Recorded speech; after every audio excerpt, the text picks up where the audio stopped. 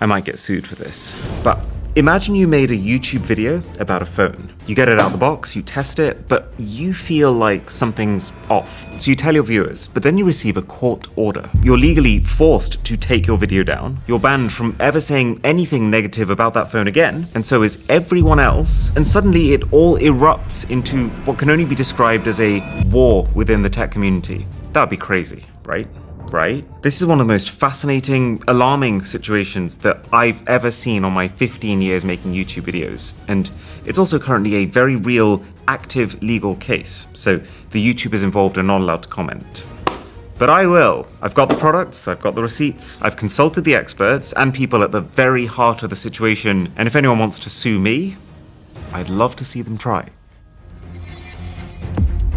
Quick context. India is the second biggest smartphone market on Earth, with over 700 million users. But at least 2/3 of the phones sold there, from brands like Xiaomi and Vivo and Oppo, are Chinese, which has created this massive opportunity for someone to come in and make a phone in India. Partly for the same reason that Brits love their Made in Britain logo and Americans like to buy American. It would help Indians to support the economy of the country they live in, but also compounded by the fact that India and China don't have the best relationship. Long story short, lots of border clashes and a lack of trust. So over the years, a bunch of companies have tried. You've had Carbon, you've had Micromax, you've had Lava, all leaning into this national pride, plastering their marketing campaigns with this promise of made in India, but they've all failed to capture any kind of meaningful market share. Because ultimately, while their products might be assembled in India, they're still designed in China. And if you're gonna buy a designed in China phone, then you might as well just buy it direct from a Chinese company like Xiaomi and get it even cheaper.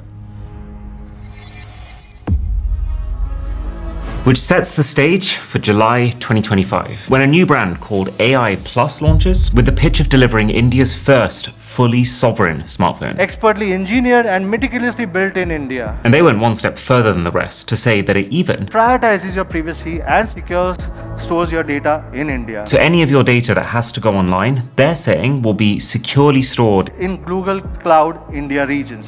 This built-in India strategy is absolutely central to the entire case. So it's important to stress just how much they leaned into it. Like how it literally spells out on the boot screen of my AI Plus phone here, your data stays safe in India. Or how they said their phones are so secure that they are, and I quote, certified for government. All amplified by the CEO firing shots at other companies for not holding themselves to the same standards. Referring to other Indian brands, he said, made in India means little if software and updates come from abroad. And then referring to the abundance of Chinese phones, this foreign dominance raises critical concerns about data privacy. And if AI Plus hadn't already made their stance extremely clear, then nothing summarizes it better than what I can only describe as their comic book strip of an advert. It starts with this poor Indian man who's woken up to find that someone's taken a large loan in his name without his consent.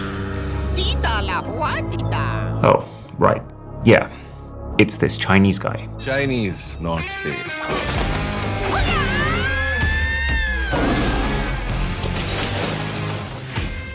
AI Plus smartphone. I think I've read fortune cookies with more nuance. But you get the point. So you might be wondering, who is this AI Plus CEO? This Indian hero who's about to show the Chinese who's boss? Madhav Sheth, a man with a very coloured history of making phones. He was a sales director for Oppo in India. He then co-founded and became CEO of Realme. He ran that company for 5 years, and by the time he left in 2023, it was the 4th biggest smartphone brand in the country. Then he went off to lead Honor in India, hopped over to Alcatel to do the same, until finally deciding to build his own phones with AI Plus. So, two things jump out to me. One, that with work experience like that, I can't think of a single person more qualified to start their own tech company. But then second is, for someone who's seemingly so vehemently against China, he sure has spent a lot of his career working for Chinese companies. Chinese, not safe. Now, to be fair, gotta hand the Madhav guy his flowers. The prices of the products that he's launched, they seem really reasonable. Amongst other products, there were 2 phones. The Pulse, their 4G phone, starting at 4,499 rupees, and then the Nova, their 5G phone, starting at 7,499. Right now, that's equivalent to 47 and 79 US dollars. So like, how wrong can this go? Well, the first crack appeared when YouTuber Gyan Therapy got his hands on the phone and posted a video. He highlighted that this supposedly brand new built-in India software, which the brand calls Next Quantum OS, does seem to look awfully similar to Realme's operating system, which is definitely not built in India. Doesn't prove anything, but it does make me wonder, if you were actually building a new Android skin from scratch for this brand new company you've started, why would you not make it look different to what's out there?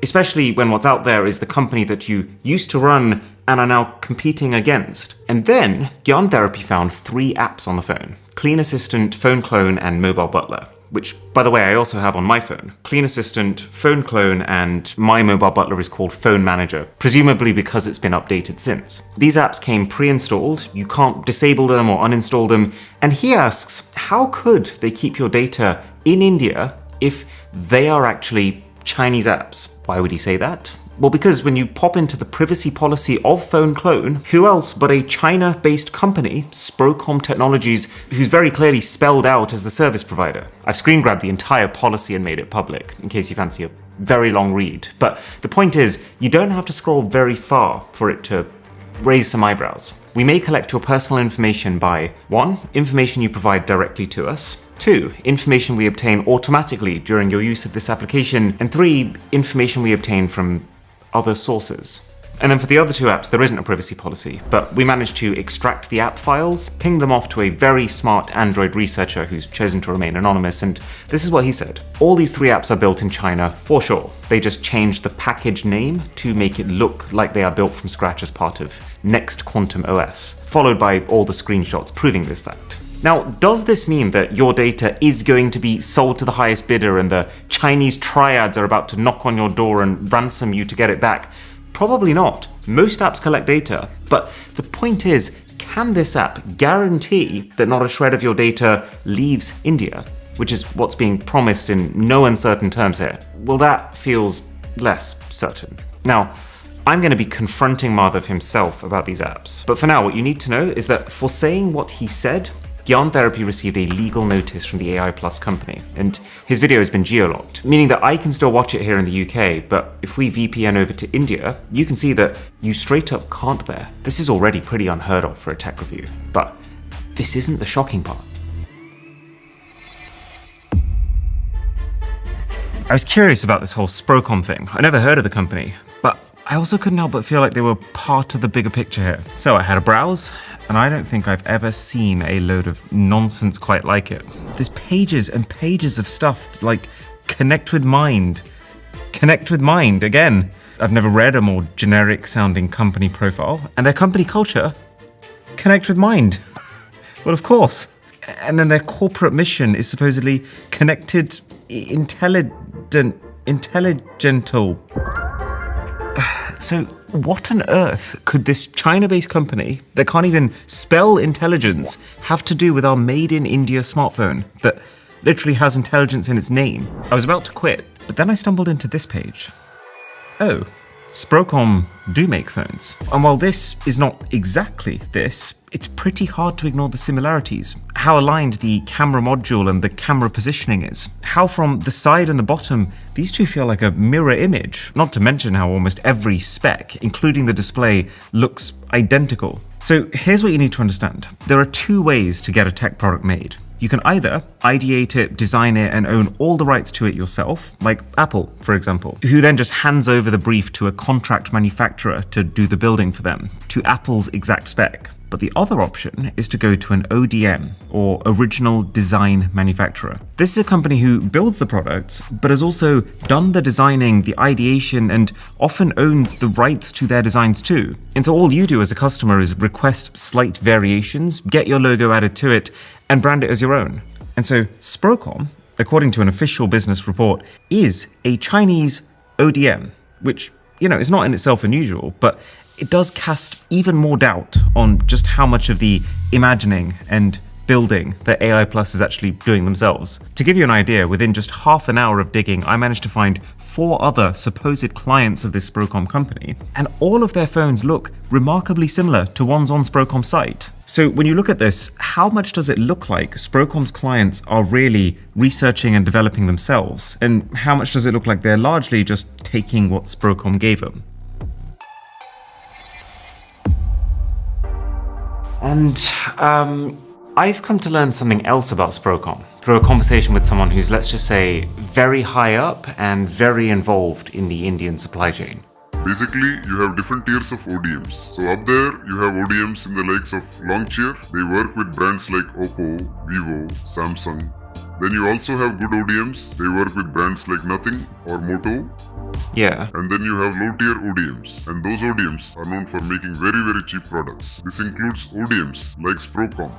There is no R&D involved. The product exists. What you do is just you customize slightly the back of the phone so that it looks a bit different. They cut a lot of corners. The way they make things very cost efficient is having a very cheap supply chain. They use a lot of second-hand components. The biggest opportunity is when it comes to the memory chips. For reference, for 64GB memory, you will probably get around as low as $20 versus $60 if you are buying it new. So people are buying a new product, but actually the memory chips inside are from used products. Exactly. Given that in India specifically there are tons of phones in that lower price bracket, would you say that's probably the case with most of them? No, that's the thing. If you look this year, whether it's like Oppo, Vivo, they haven't been launching any phones in that price point. Those players are the ones kind of working with the tier 1 ODMs I mentioned because they don't do this type of more dirty work. So my takeaway from this is there's actually two layers of dubiousness. On top of AI Plus's already debatable claims about how Indian their products are, according to this insider, by buying a phone sourced from Sprocomm, you're also, ironically, getting a lower quality product than the Chinese companies that AI Plus is trying so hard to separate themselves from.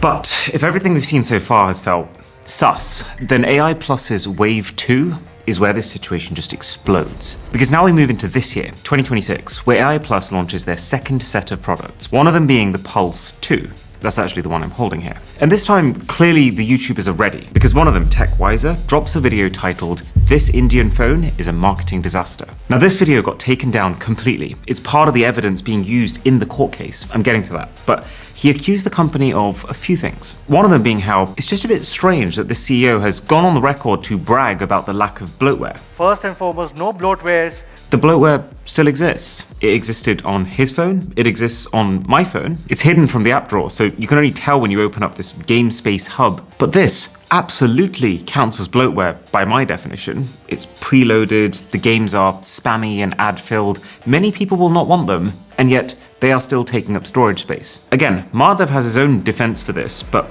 we're getting to him. More concerningly than bloatware though, TechWiser's other claim is that, you know the Chinese apps that were present on the first AI Plus phones that caused the entire scandal? Well, he said that all of those apps were actually still on the new phone. Two of them had now been hidden, but just by plugging into a laptop and entering a quick command, he could reveal them again. And then he finished off this video by recapping all the companies that Madhav's worked at, explaining that each one has deserted customers in some way, and concludes that the biggest reason to not trust this phone, or trust this entire company, is the founder, Madhav Sheth.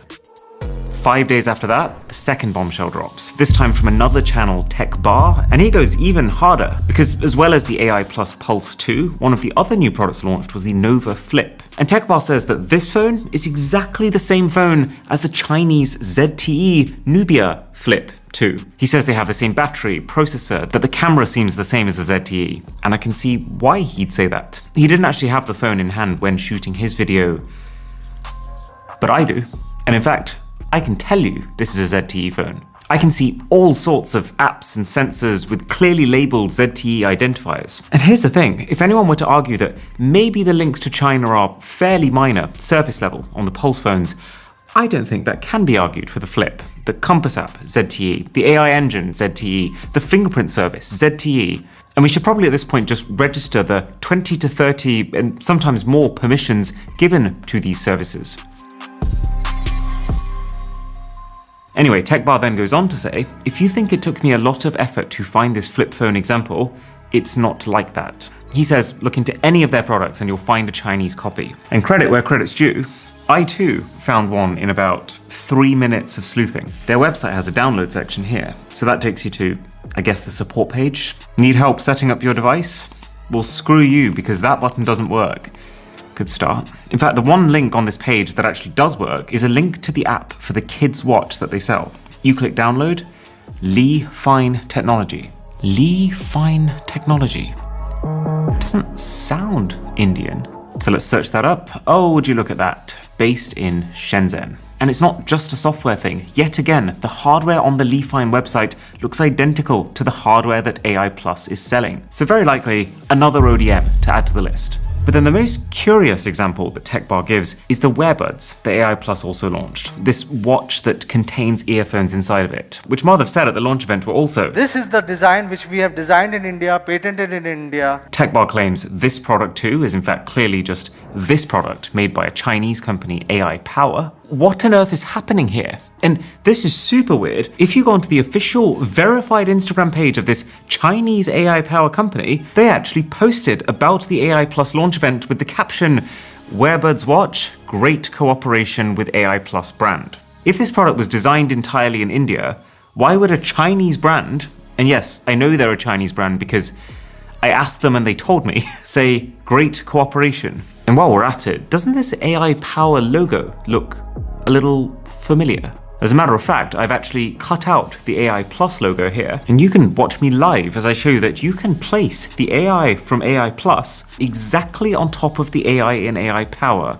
Does that strike you as two companies who have nothing to do with each other? How many Chinese partners can this one anti-Chinese company have? 14 days later, both of these videos disappeared from the internet. The Delhi High Court in India granted AI Plus an ex parte injunction against the YouTubers, which means that without hearing them first, TechWiser and TechBar were now restrained from publishing disparaging content about AI Plus, or Madhav Sheth. And there's one more wrinkle. A third person was named, John Doe. This is the court's way of also saying unnamed future critic, which means it's the two YouTubers, but also anyone else that is banned from and could be charged for speaking against AI Plus. This clause has already led to legal action against at least 10 other YouTube videos. That is a drastic response. So I decided it's time to call in the eagle. So could you clarify what exactly an ex parte case is? Ex parte is where you are the only side going in front of the court. Only one side is presenting their case. And you can imagine in an adversarial system that relies on both parties being there, that if you're the only one in the court, it's a whole lot easier to present your case than it is that the other side is contradicting the things that you are saying. Right. That makes sense. But then in what kinds of contexts are you expecting to see ex parte? For example, a domestic violence restraining order often happen ex parte because there are presumably real safety risks if both parties were there. So that's an example of something where an ex parte procedure is used more often.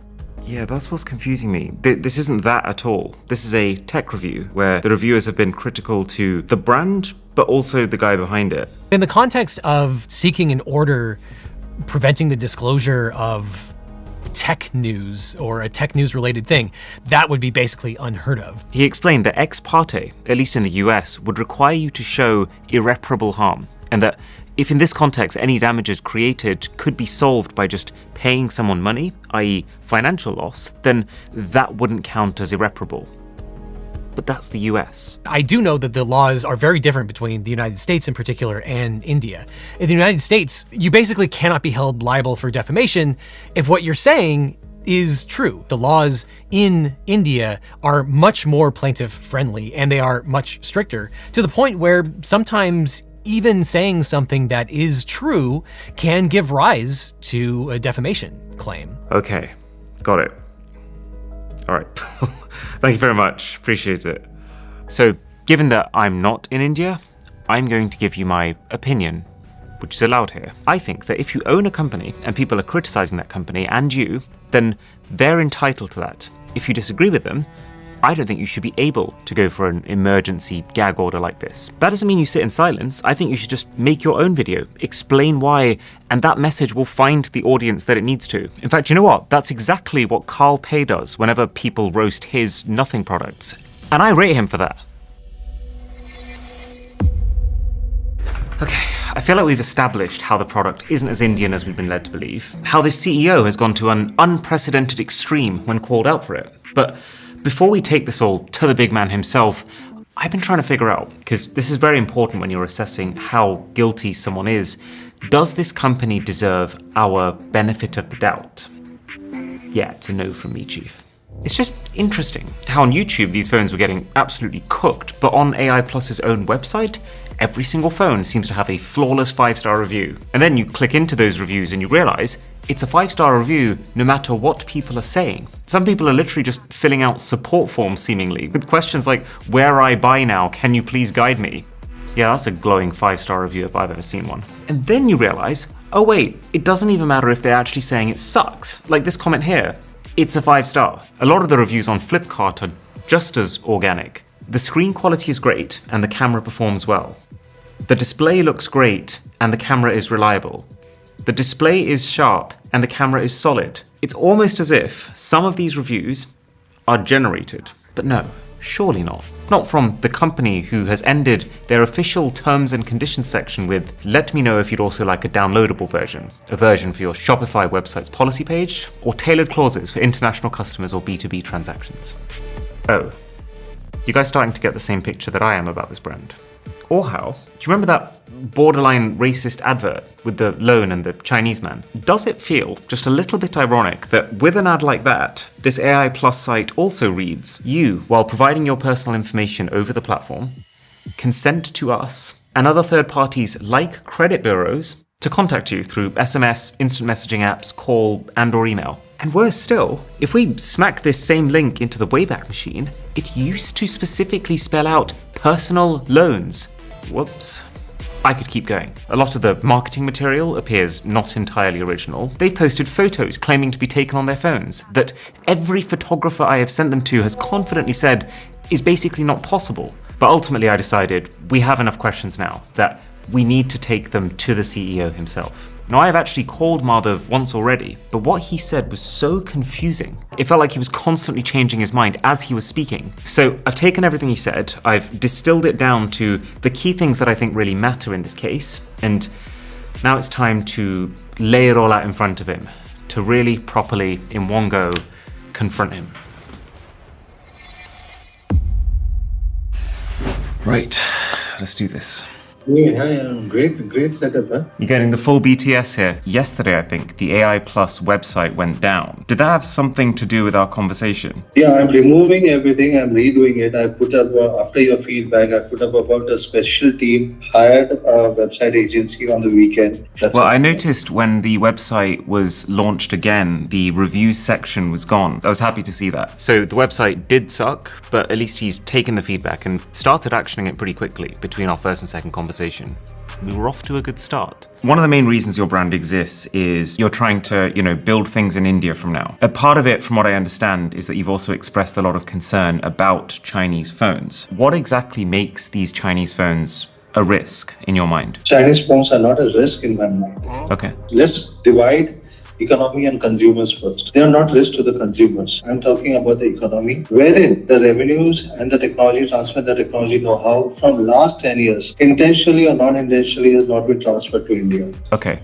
But then this advert, it's implying very strongly that Chinese phone, not safe, AI Plus. This advert is made for a consumer, right? Yeah, there were 300 Chinese apps which are banned in India, and it was an app which was basically for small loans or for fintech loans, and there were a lot of suicide cases around it. So if you're talking about a particular ad, I'm just an 8 months old brand. I would have made a lot of mistakes, and I admit to a lot of mistakes which I would have made it. So would you say this advert is an example of a mistake? I would not say that that's a complete mistake. You stand by the ad?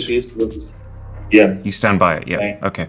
So he says the ad is fine because it's based off a bunch of real Chinese apps that did cause people to lose money. But still, for more reasons than one, I don't think this is the kind of messaging that anyone should be doubling down on. Moving past that though, in our first interview, we asked Madhav about the 3 Chinese apps that the YouTubers found on their phones. Were they real? And he said, Yes, they were. But that was not on the Indian version. That was on the global version for Nepal, for Indonesia, and for Sri Lanka and every other countries which I'm testing. So you're saying that no one who buys one of these phones in India will get any of these Sprocomm apps? But I need to ask you that because I'm holding one of them, bought in India, and I have these apps. I feel like as soon as I revealed that I too was holding the phone, Madhav kind of pivoted. Which version are you holding it? That is what I have to check. I'm again saying you, yes. I'm not saying no. This were probably the initial testing units, not at all possible. So specifically, in a really concise way, what are you suggesting has happened here? Why do I still have these apps on my phone? See, I just have to check the kernel source has been tweaked or no. I do not have the device with me. I do not know what exactly has happened unless I see the device. What do you think has happened, given that I can guarantee you this phone has come out of the box, it's been booted up, and it's been connected to Wi-Fi? See, I'm again telling you, I really need to check the software. And version 5, you are saying is a December 25 software, which is from some Sprocomm, which was never a software which was ever there. That is the reason I have to check what has happened. Is it been tweaked? But you're saying that, and you've told me this before as well, that launch devices don't have these Chinese apps on them. Is that right? Yeah. All the current devices which have been launched, they do not have any Chinese apps. And Pulse 2 as well, Nova 2. I'm talking about Ultra, which I just recently launched. What about the Pulse 2? Does that have Chinese apps? No, they should not have. 110% they should not have it. Okay, so what would you say then if I say I've got mountains of evidence of your own customers on Flipkart who all show images of these apps on their phones, including reels, content from all over the place, YouTube tutorials? See, that's what I'm trying to tell you, right? I'm not sure that, again, I have not gone through that content. What you are saying, what I said guarantees about Nova 2 and Nova Ultra. I definitely guaranteed that, right? I want to show you something right now. So I didn't tell him this, but as well as the Pulse 2 and the Nova flip phone, I also have one of the Nova 2s that he's so insistent is completely Sprocomm free. Yes, I hired someone on Fiverr to buy a lot of phones for me, but guess what? First time I booted it up, it had all 3 Chinese Sprocomm apps installed. Now, there was an update, and sure enough, when I installed it, the apps did disappear. But him sitting there acting like I'm absolutely crazy for suggesting that these apps were on at least some of his phones at launch, when I've seen them across like 30 different sources at this point, is not the problem that I thought I'd be having. Not to mention that even with those apps gone on my Nova Spro weather clock, I wonder what Spro stands for. Can you just do me one favor? If you can just tell your person to buy a new device in India and open up and check it, because I also want to understand, is that very real? Yes or no? I'm more than willing, because I also want to go through it. Right? If I made a mistake, I'll admit it. But do you understand why that's quite hard for me to get behind, given that this was the predominant message in the YouTube videos that have been forced to be taken down, right? Is that these Chinese apps exist. You were definitely aware of this situation. Why is it that now you're telling me, oh, if this is a problem, I'll look into it? No, I was also telling the same thing to them. It was not that it was only about the Chinese apps. But at the same time, what phone software which you are telling me right now, that version was never existing. Which you are telling me right now, it has never been existed. I've checked all the records. It has never been existed. What does it mean for software to have never existed before? I will spare you the full conversation here, but basically I spent 15 full minutes trying to see if I can get Madhav to admit that just something is wrong here that needs internal investigation. It's blatantly obvious to me, but he just kept insisting that the software on my phone didn't exist. And I still don't understand what that means. Of course it exists, I'm stuck on it. Now, whether or not this is the reason for the lack of updates, this absurd inconsistency between what he seems to think is on the phones versus what actually is, does line up very well with what's something that the industry insider warned us about. Because the biggest issue is also on the quality control. They will be okay with a certain level of defects. When you handle second-hand components, when you kind of realize that one component or one phone has a defect, you cannot trace the initial batch to understand where the problem is from and how you can fix it. I myself have bought one of these phones from Flipkart to test it, and I'm not seeing any kind of software update. They're telling us that there should be some sort of March software update. I've only got December. Could this lack of quality control be the reason that some people are not getting the software update, which should get rid of these Chinese apps? Oh yeah, of course. 100%. Oh, also, do you know how Madhav asked me to buy another device to check?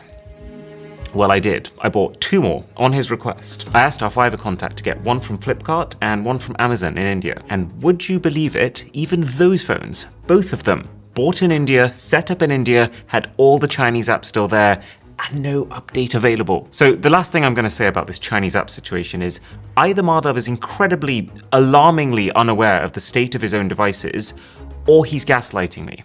And I don't know which one is worse. Anyway, in the last call, I also brought up the topic of bloatware. Now, one of the main selling points of this phone, you've talked about it in your podcast quite a bit, is you're trying to kind of erase bloatware. हमने इतना light रखा हुआ है कि सब bloatware free है. When you go into the game space, you do see a bunch of preloaded games. And I wanted to ask you... It's not that final version, my friend. I don't think so. It's there, the final version anymore. It's not that. During December, we were testing multiple hundreds of softwares and games on a particular device. You will see it's a bloatware free only as of now, right? And we like to keep it that way itself. There's no gaming app, there's no nothing as such. You said to me, and tell me if I'm understanding this right, that on launch software, all the bloatware is gone. Yeah, everything has gone out. It's worth mentioning to you that I have also found, you know, all these Flipkart customers again, they also have game space, and this is on the second generation phone. Buddy, I'm again telling you, which version is it?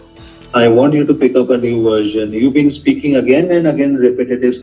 It's repetitive because I don't understand. How can he keep denying something that's so obviously there? Game space, including all the bloatware games, exist on my Pulse 2 phone. It exists on other people's YouTube videos.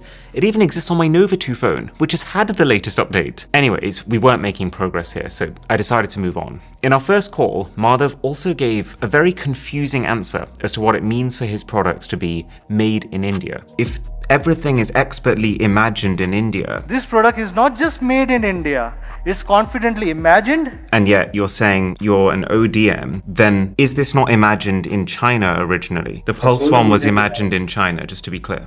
Yeah. Okay. Yeah. And basically because that's where I learned from it.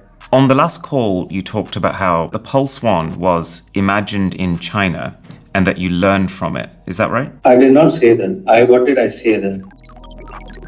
That Pulse one is a basic phone. You do not need to design on it because there are ready-made solutions around it for the basic 4G and the basic 5G phones. So for me to imagine over there or imagine over here is one and the same thing. I guess I just want you to understand that the reason there is so much scrutiny in this case is just because of how much you leaned into it in that launch event. I think going forward from the next launch event, I think I'll be more specific on what exactly, which components are buying from which country, which no brand has done it. I want you to buy my flip phone also from India and see specifically from day one, I have given credits to ZTE on the boxes.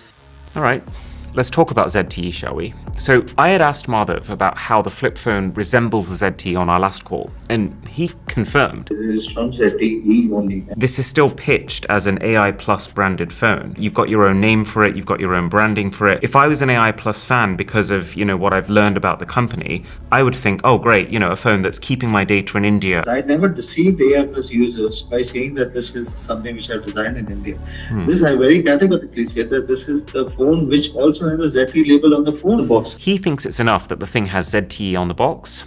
I disagree, since this tiny footnote is the only reference to ZTE on the box, and having sat through the entire launch event, I can confirm that the name ZTE was not mentioned once during it. But now's where I think I started to really push his buttons. Okay, so near the end now, but I just want to ask you, this AI power company that we talked about last time, when did you start working with them? So I would say it would be 2022 end or 2023 early where I started interacting with them for buying a brand name. AI Power is a good name to have it. What I want to clarify then is, with Wearbuds, for example, did they make the product, did you make the product, or was it co-developed? It was co-developed together. Would you still count that as like designed in India if you're saying you've co-developed it with a company where... I already filed a patent for it alone. That's okay, you can have the patent, I believe that, but it's just, you know, the co-founders of this company are Chinese, the HQ is in... I'm again telling you, I have the patent not only in India, but I have a patent in about 60 countries for that. So I have the patent with me for the technology. And I invested in the technology. Hence I know that, basically I was able to buy the patent for it. Now, the reason I'm pushing so hard is what he's saying doesn't make any sense to me. He's told us that he started working with this company in 2022, 2023, right? There are hundreds of pieces of content showing that Wearbuds as a brand and series of products existed years before that. So is it possible that Madhav had some input into the design of this latest generation of Wearbuds? Perhaps. But do I think it's fair for him to then claim that his product was Designed in India. No. No, I don't. The way I see it, this is a bit like if I went into Apple. They've already been making iPhones for 20 years, but just because I potentially suggested some things for the iPhone 18, I call the iPhone 18 designed by Aaron. But now it was time to bring up the elephant in the room. When I asked him before why did he feel like it was right to order those YouTube videos down, he said, They put up a video, so we reached out to them that can we resolve your queries? We reached out to them, but they did not respond to it. If you are not able to hear my point, let me at least get an injunction. We just said that please put our viewpoint also. You can put your videos back up along with a follow-up video that this is what the brand is also saying. Right? We are open for it. And as well as this idea of needing to hear the brand out first, he also kept referring to how the YouTubers' videos contained unverified claims. It was based on unverified claims, having no third-party validation or any audit validation. See, we have just launched a phone, and I would invest in maybe more than $20 to $30 million to bring that particular phone. And if after investing a huge amount of money to bring two devices back without putting even my side of the story, I would have been completely jeopardized my entire sales and the launch. Okay, so I can understand the feeling of investing tons of money into your next big venture. I can understand the pain of people criticizing it, and then the panic that you might feel if they don't respond to you when you reach out. But what I don't understand is this idea that if they're not responding, let me at least get an injunction. As if that's just a normal thing to do when people don't say what you want. Because you gotta remember, there's a power dynamic here. This company is worth tens of millions of dollars. They can sue YouTubers if they want and create this dystopian situation where only their side of the story is the allowed truth. I've seen firsthand the emotional turmoil that this has caused people. And so what creator, especially the smaller ones, are going to risk everything to challenge a company like this if court orders become the precedent? That's just not on. The freedom for reviews to be authentic without fear is crucial. Thankfully, and I have no idea if this is in response to how hard I pushed back or something completely unrelated, between our first call and our second, Madhav seemed to have had a change of heart. I was thinking over this weekend, I don't think so that probably I should have been so harsh in putting up a case. It's a community which I think I should respect even more. I did something in Jiffy, I think I should have not done it. And probably I think I'm even willing to just take it back. Do you feel like it is reasonable to expect any YouTuber, any journalist to have a third-party audit and to approach you first before pointing out issues on your devices? I would not say that they should approach me first. Okay. But if I'm trying to approach them, at least be responsive to it. I'm willing to see and improve and learn from it. Okay. But being non-responsive made me more, I would say, in a jiffy situation. But the fight was not with any of the YouTubers. The fight was with an agency who was in between, trying to manipulate words, creating more misunderstandings between brand and YouTubers. So, for the record, you don't agree that companies should take down or behave in the way that you did? Yeah, I agree. I completely on record that I agree. That I think I did something in haste, which I think probably I should not have done it, against the creators. I'm again saying my fight is against the agencies. What he means by agencies, by the way, is the agencies that manage YouTubers, the ones that companies like AI Plus would contact, presumably to arrange brand deals with creators. So I'm really glad that he said that he's made a mistake and he's likely going to try and reverse it, but has he convinced me that he genuinely sees the error in his ways? No, he has not. This feels a lot more like he's seen the error of what it means to get on the wrong side of every YouTuber ever, which is, I'm guessing, why he's now deflecting to blaming the agencies. And this point he's made crystal clear, with a follow-up third phone call and message to clarify. But what's just come to light makes this feel, to me at least, like far too little too late, because TechWiser just had their first hearing in court. This is the first time they got to present their side of the story, and they claimed that the only reason Madhav was able to get this ex parte order is by using tricks. So remember I said that one of the defendants named was John Doe? Well, turns out that Madhav named John Doe as the main defendant. What that means is, while you usually have to serve notice to a defendant so they have a chance to defend themselves, by making the main defendant not a real person, the court accepted that you can't warn them in advance. So you put John Doe there only so as to obviate the need and to ensure that nobody appears on day one to defend what they've done. And then on top of that, to cover themselves, even when they did contact TechWiser with the legal order, they sent it to an email address that TechWiser says doesn't exist. Even though AI Plus has TechWiser's real email and has used it multiple times before to contact them, by sending the court order to this supposedly fake email where they knew TechWiser wouldn't see it, it meant that the YouTuber wouldn't know about the court case until it was too late. He knows who I am. He knows all details. He knows my reputation and my credibility, but strangely can't find my email ID, to which he just corresponded 2 days before he filed the suit. And in doing all this, AI Plus, in a way, have created their ideal outcome. They've already successfully suppressed the negative coverage for weeks, so it almost doesn't matter if they lose the case when it ends in August or later and the videos come back online. Because by then, the content would have been off in this critical juncture, coinciding with the launch of their product. So now, with that context, Madhav now telling me that he wants to rescind his court order doesn't really mean anything. And so, upon hearing this and seeing the evidence, the judge has decided that Madhav has to be summoned into court to answer for himself. Who is the plaintiff in this? Lord, Mr. Madhav Seth, I believe, has signed for the plaintiffs. Please have him here day after tomorrow. We need some answers from him. But this kind of a thing, we are not going to permit. Let nobody be under this impression that they can pull wool over our eyes. We want to dispel this notion.